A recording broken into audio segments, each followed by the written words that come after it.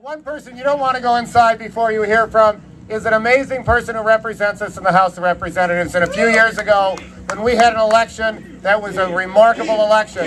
We hoped it would do well. Ladies and gentlemen, our great Congressman, Keith Ellison! Let me hear you!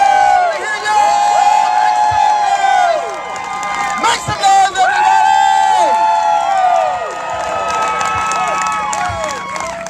everybody! You know, we're standing here in our town of Minneapolis.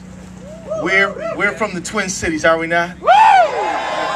And in 1947, before anybody ever heard of Brown versus Board of Education, the mayor, a man named Hubert Humphrey, gave a speech at a national convention in which he said that we need to take America from the darkness of segregation to the bright light of integration. When it was dangerous, when it was scary, when it would cost you not only your career, but maybe even your life in some places. That is the kind of courage that you come from. That is who you are. That's your legacy. That's what you're about. That same man said the moral test of a nation is how it treats the people who are in the dawn of life, the children, the twilight of their life, the seniors, and in the shadows of life, the poor and the unfortunate people who need an opportunity and a chance.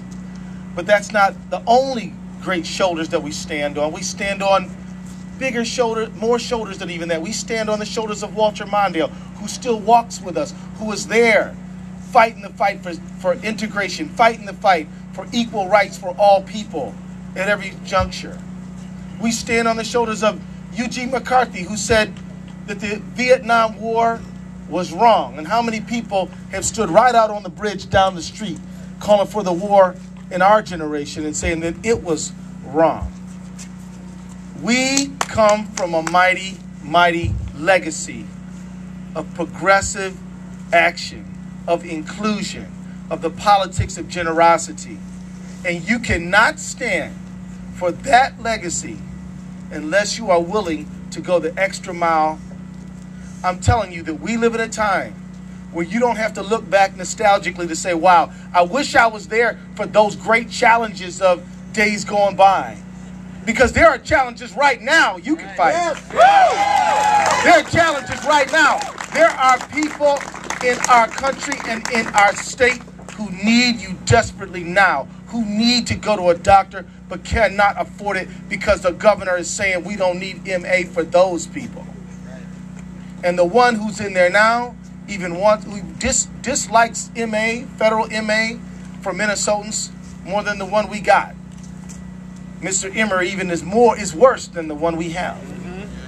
What I'm telling you is that we stand on the shoulders of giants, yet the challenges of this moment and this time are as great as those in the past.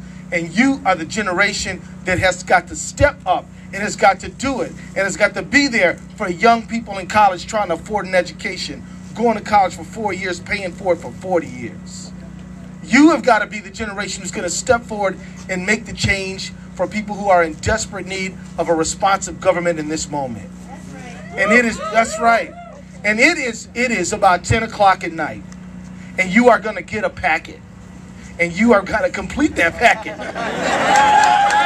And you got to finish that packet. Because somebody in Minnesota is depending upon you to get a message of hope to them. The pieces of paper, the documents in that packet you are going to receive are a message in the bottle. And written on all of them is saying that hope and change have arrived. And all you got to do is latch on to it and come together with your fellow Minnesotans. And we're going to make a better, brighter future for us all. So tonight, Midnight Madness, it's November 1st. I want you to remember where you were. Remember where you were. Remember you were standing at the CWA Hall. And this was the time when we began a process of creating the first Democratic governor in about 24 years. We began it now. This is what we did. And you were there, and look around for who was there, because there's a lot of people who are going to say, I was there, but you know what? You were really there. So I want you to say thank you to each other. Thank you to each other. Thank you.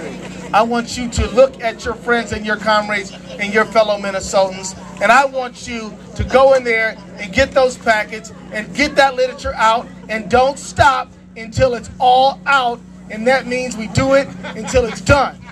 All right? Take care, everybody. Let's go win an election.